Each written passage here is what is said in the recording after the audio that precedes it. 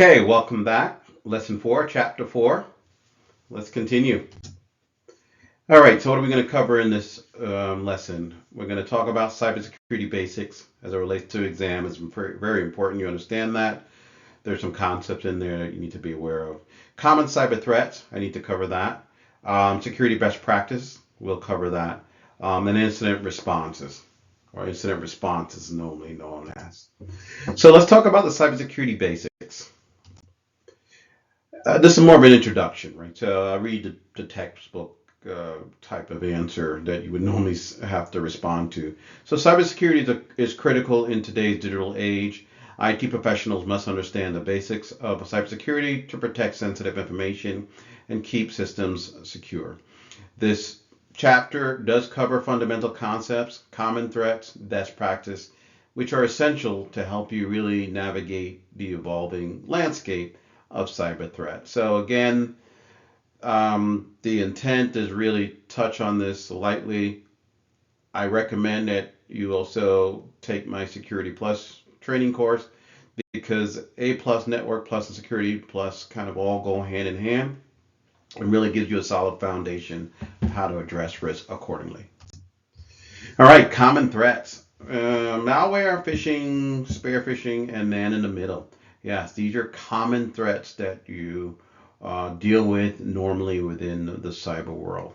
Now, a lot of these things could lead to other threats, such as ransomware, etc., etc. So again, this is more of just what are the common ones for you to be aware of. Let me cover some of those in detail.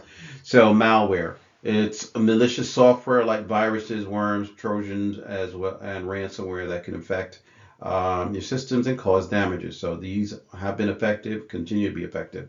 Phishing, probably the number one on my list. Fraudulent attempts to obtain sensitive information by disguising as trustworthy entities. These work. I cannot underestimate how well they work. I did my dissertation on it, defended my thesis around that.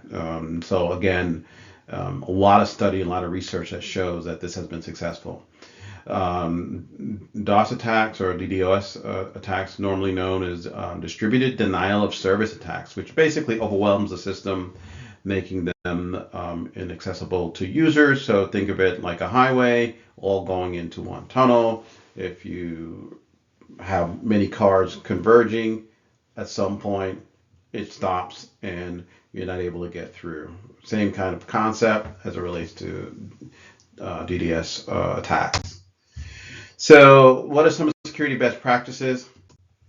Strong policies around passwords. You want to do regular system updates, so you want to keep your software running accordingly. And what I mean by accordingly is making sure you update all your patches that will come out related to your software. I kind of glossed over the other one. Let me go back to that. Encouraging creating strong, unique passwords is primary.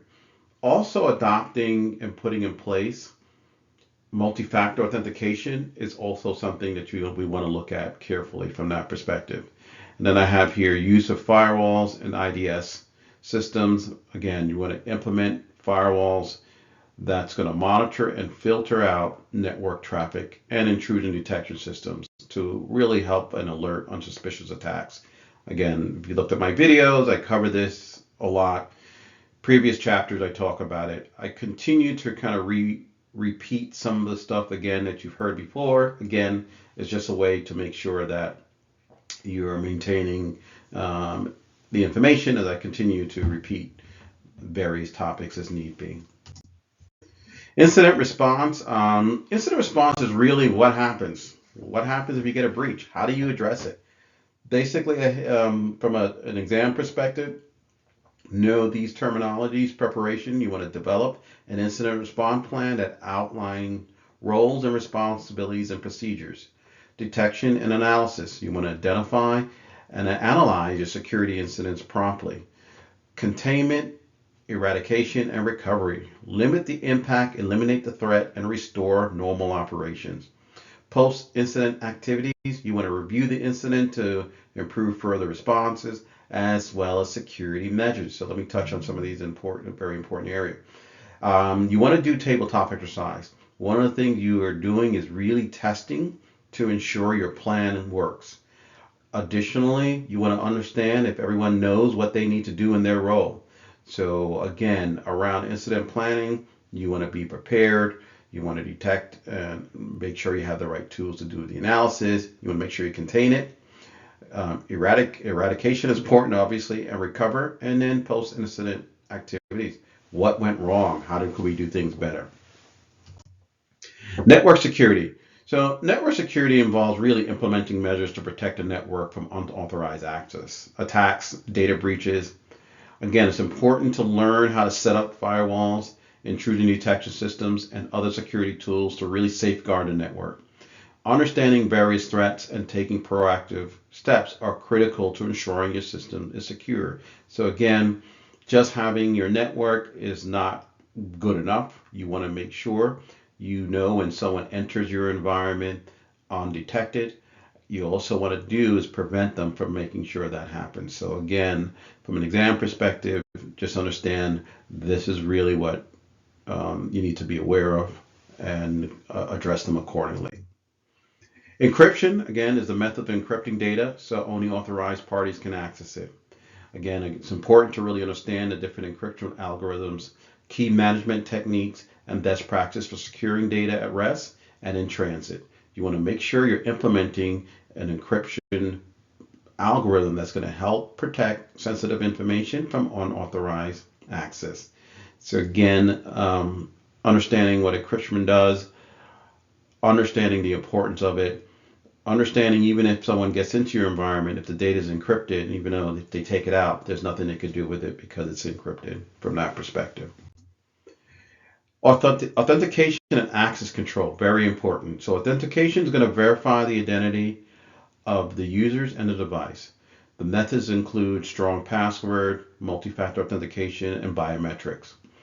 Access control is going to limit the exposure to unauthorized users through role-based access control, least privilege, as well as an access control list. So let me pull this one a little bit apart. So the first thing is you authenticate and you get into the environment. You have your password that you know, and then your multi-factor is something that you have on you that you may need to re-verify that it is who you are. But that's just one layer. Now that you're in, we want to make sure that an individual is authorized to the application they need to have access to. So that's going to be a role-based access control that we're going to put in. On top of that, we're going to make sure that individual has just the right amount of access they need to do their job. And then we want to make sure we have an access control list that's going to kind of govern all of that. Again, from an exam perspective, remember these key points. Networking is the backbone of IT infrastructure. That's absolutely correct. Outside of just having your computer, if you're not able to network it, then you're really just running your own one laptop, one computer shop. So again, really, it's where all organizations rely on making sure that systems are networked. They're able to share resources. Again, I have here, I'm going to cover two different areas need to be mindful of. Is one around networking, which includes LANs, WANs, wireless LANs, SOHO, enterprise network, data centers, storage area networks, personal area networks, as well as metropolitan networks. So let's cover a couple of them. So we have local area networks, which I covered in other chapters. So it's a LAN is a network that connects devices with a limited area, such as a building or a campus. LANs are characterized by high data transfer rates and low latency, making them ideal for environments where fast communication is critical. Wide area networks. This basically spans a large geographic area, often a country or continent. Unlike LANs, WANs use long distance transmission media such as lease lines, satellite links, and the internet. They connect multiple LANs, facilitating communication between long distance. Then we have wireless LANs, so WLANs I call it. Use wireless technology such as Wi-Fi to really connect those devices within a local area. They are flexible and have a lot of mobility. It's going to allow for these devices to connect to the network without physical cables. That's a key thing. Again, just note that without physical cables. Wireless LANs are commonly used in homes, office, and again, public spaces. So there's an example that I wanted to show, basically a SOHO and enterprise network. So it's a small office, home office. That's what the terminology is. SOHO. Small office, home office networks, which are designed for small scale operation. Again, they typically involve few devices. From an enterprise network, on the other hand, they support large organization with complex needs, providing robust security, scalability, and management capability. So again, here's a basic design of how that would work. You have Office 1, Office 2, Office 3. You have a switch, you have a router, all tying back to the enterprise network. Okay. Again, from an exam perspective, understand these terminologies as well as the graphical representation I have here. So let's get into data center storage. So data center house critical IT infrastructure, offering centralized storage, processing, as well as data management of the data. Strong area networks, SANs, provide high level connectivity between storage device and servers, optimizing data storage and retrieval. Personal area network, PANs, connects personal devices with a very short range, typically around one person. Example includes Bluetooth, which is going to connect between a smartphone, smartwatch, wireless phone. PANs are used for personal data transfer device synchronization. So I'll have my watch, my iPhone watch, I'll have my phone along with that, and I'll have my headset. So metropolitan area network basically is a MAM, as we call it, covers a city or a large campus. It is larger than a LAN, but smaller than a WAN.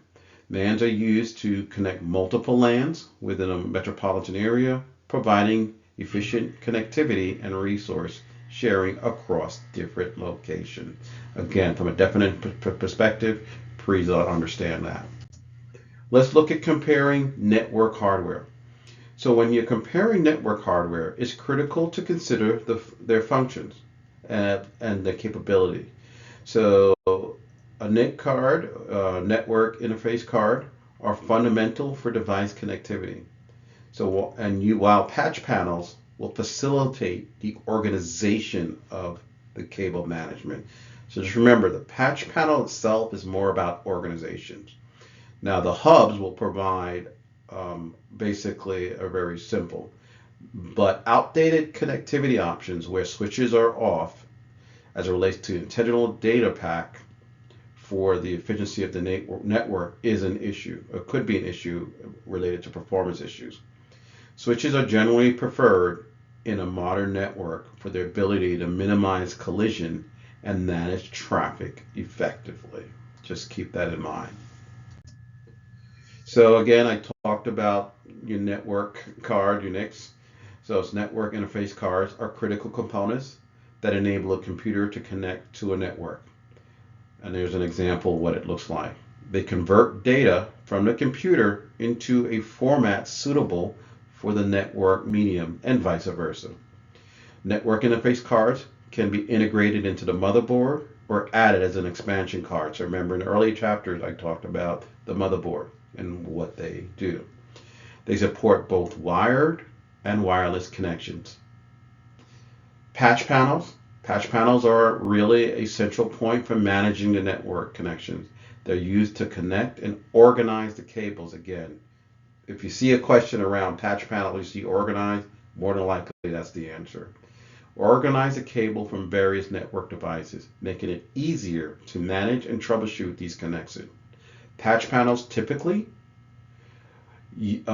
reside in a server room or data center, allowing for a quick change to the network configuration without the need to really directly manipulate cables connected to the individual devices. So the patch panels does play a big role in how we kind of manage accordingly to that. Here's an example, basically, of your hub and switch and router. So your hub are basic network devices that connect multiple Ethernet devices, making them act as a single network segment. They operate on the physical layer, layer one. Now, I'll cover layer one in other chapters and in other courses. Just understand that that's layer one of what we call the OSI model. And they simply forward data packets to all devices connect to them. So the hubs are generally considered out outdated because they lack the intelligence more so to direct data packet efficiently, leading to network collisions and reduced performance. But you may still run into that. Now, switches are more advanced than hubs, and they operate like a data link layer. That's layer two of the OSI model. They're intelligent, forward thinking on how they handle the data packets only to the device that needs them. So based on a MAC address, this reduces network collisions, improves overall network efficiency, and manage switches which offer additional services like features like VLAN, QoS, and network monitoring capability. So again, your switches are going to be a more go-to than a hub for that very reasons. Again, study these definitions, be very familiar with what they both do. When you think of copper cabling installation tools, I don't know if you'll have to actually do anything related to copper cabling because it is a critical part of the network infrastructure, and the right tools are essential for a successful installation. So key tools include what we call a punch down tool, a crimper, cable tester, and tone probe, each playing a unique role in ensuring reliability and efficient network connections. I remember when I had my store, I bought a franchise called Friendly Computers, and I built out the store, and I literally bought the cables, bought the end pieces, and literally created the cables using the punch down tool, you name it. Nowadays, I think you could just buy these things and get enough cables, or you just kind of plug in for it. But it was the goal for me and goal for you is really understand how all of this works and get your hands dirty as much as possible so you're really into the weeds. So if you're troubleshooting, you'll know whether you have a good cable, don't have a good cable, a bad cable, and if you need to create a new cable, you can cut that piece off and then easily do one versus going and buying something. So it's handy to learn. So a punch down tool is used to insert and secure wires into a patch panel and keystone jacks. So by pushing the wire into the thermal block, it ensures a firm connection that is essential for network stability. This tool helps in organizing and managing cable ends efficiently. Your crimper is used to attach connectors like an RJ45 at the end of the network cable. It ensures that the metal pins in the connector makes proper connections.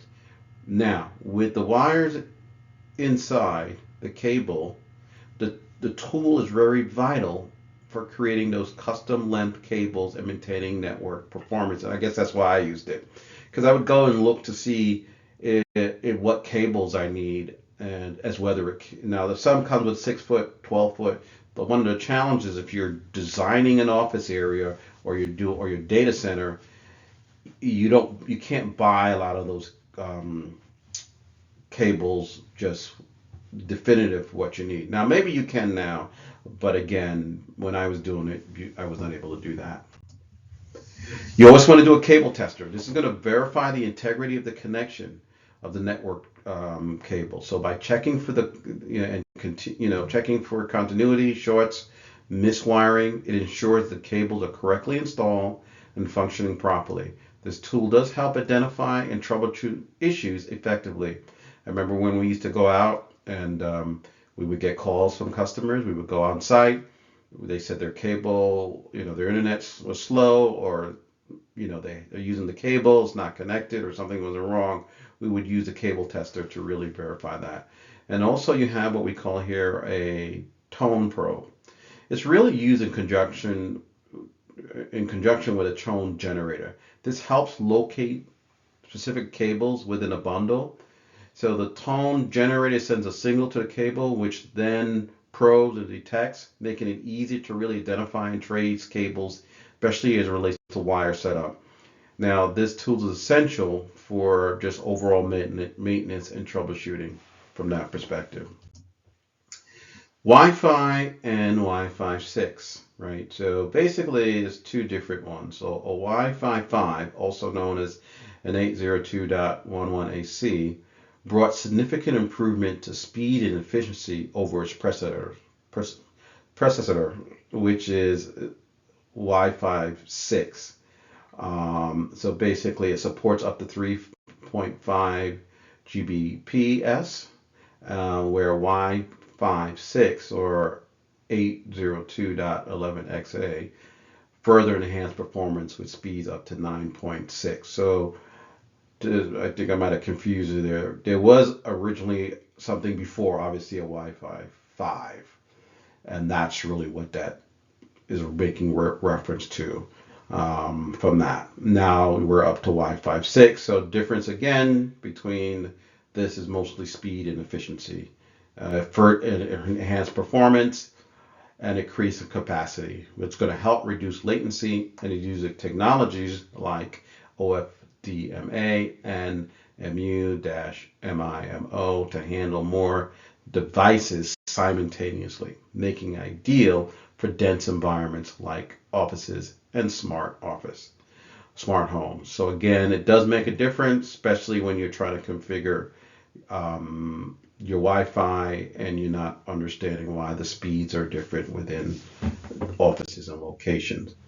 So when you're, when you're looking at wireless and you're looking at a LAN installation, you're making sure you're installing a wireless LAN, which involves various steps. Obviously, planning the network layout. You want to select the appropriate hardware. That's very important. You want to configure access points, and you want to ensure security settings are applied. So again, you want to do a proper site survey to help really identify those optimal locations for access points to ensure coverage and performance. Regular maintenance and updates are critical to keep the network secure and efficient. Now we're going to move over to what we call a Wi-Fi analyzer. This Wi-Fi analyzer is really used to monitor and analyze wireless network traffic. It's really going to help really identify issues such as single interference. That's very important. Channel overlap and weak coverage area. So by providing real-time data on these network conditions, a Wi-Fi analyzer is going to enable IT professionals to optimize network performance and troubleshoot the connectivity problems very effectively. When we're thinking of the musketeers, I put this out here, the three musketeers of the wireless world, as I hear compared. So you have Bluetooth, RFID, and FIC. So Bluetooth is a short-range wireless technology used for data exchange between devices. RFID is radio frequency identification, which uses electromagnetic fields to automatically identify, and track tags associated with these objects. And then you have NFC, which is near field communication, which enables secure connection between devices, which are pretty much within close proximity, typically used for contactless payment. So if you go and you put your card up against a device, that's the technology that it's using. So each technology serves a specific use case and enhances connectivity and automation in various applications. So again, as you think of it from an exam perspective, be familiar with these terms and understand these definitions. So let's just talk about a wrap up for the questions as a way to question for, chapter 4, lesson 4. Why is multi-factor authentication important? Multi-factor authentication provides an extra layer of security by requiring multiple forms of verification before granting access. Just remember that. How can IT professionals mitigate the impact of ransomware? By implementing robust backup and disaster recovery plans to restore critical data in the event of an attack. It's a little bit more than that, but the definition is absolutely accurate and correct.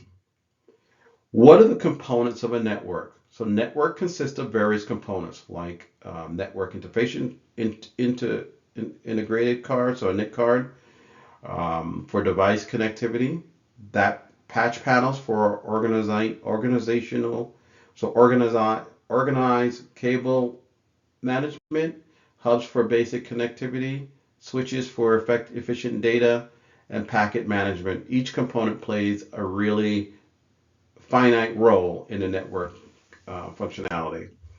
What is the difference between SOHO and enterprise network? So SOHO basically small office, home office. Networks which are designed for small scale operation, typically involve a few devices. Enterprise network support really large organization with complex needs, providing robust security, scalability, and management capabilities. Just remember that. What are data center and storage area networks? So data centers house critical IT infrastructure for centralized storage, processing, and data management. Storage area networks, SANs, provide high-speed connectivity between storage devices, servers, optimizing data storage and retrieval. What is a Wi-Fi analyzer and how is it used? A Wi-Fi analyzer monitors and analyzes wireless network performance, identifying issues such as a signal interference, channel overlap, weak coverage area. It provides real-time data to optimize network performance and troubleshoot connectivity issues effectively. Glossary of terms, again, more from a definition perspective. Malware, malicious software designed to harm, exploit, or otherwise compromise computer system. Phishing, a method of attempting to acquire sensitive information by masquerading as a trustworthy entity in electronic communication. Ransomware, malware that locks and encrypts data on a victim's computer, demanding a ransom to restore it. Basically to restore access. Multi-factor authentication, security system that requires more than one method of authentication to verify the user's identity. LAN, a LAN is a network that connects devices within a limited area, such as a building or a campus. It offers high data transfer rates and low latency, making it ideal for environments where fast communication is critical. Data center. A data center houses critical IT infrastructure, offering centralized storage, processing, management of data. It is essential for organizations requiring extensive data handling and storage capability. NIC. It enables computers to connect to a network by converting that data into a format that's suitable for the network medium. Long-range fixed wireless. This technology provides high-speed internet access over large distances without physical cables, using radio signals to connect fixed location. It offers a cost-effective solution for rural and remote areas. Thank you. This concludes Lesson 4, Chapter 4. Again, as always, any questions or anything you want me to follow up on, you need more detail, just send me an email and I will definitely respond in kind. Again, hopefully the video adds some more visual context to what I'm saying. Going through this presentation, again, reinforces the information. And again, the repetitiveness of some of the information is key to helping you remember it, study it, because I tend to do that from chapter to chapter. I build upon the previous one, but I also go into more detail from there. Okay, thank you. and we'll move on to chapter 5.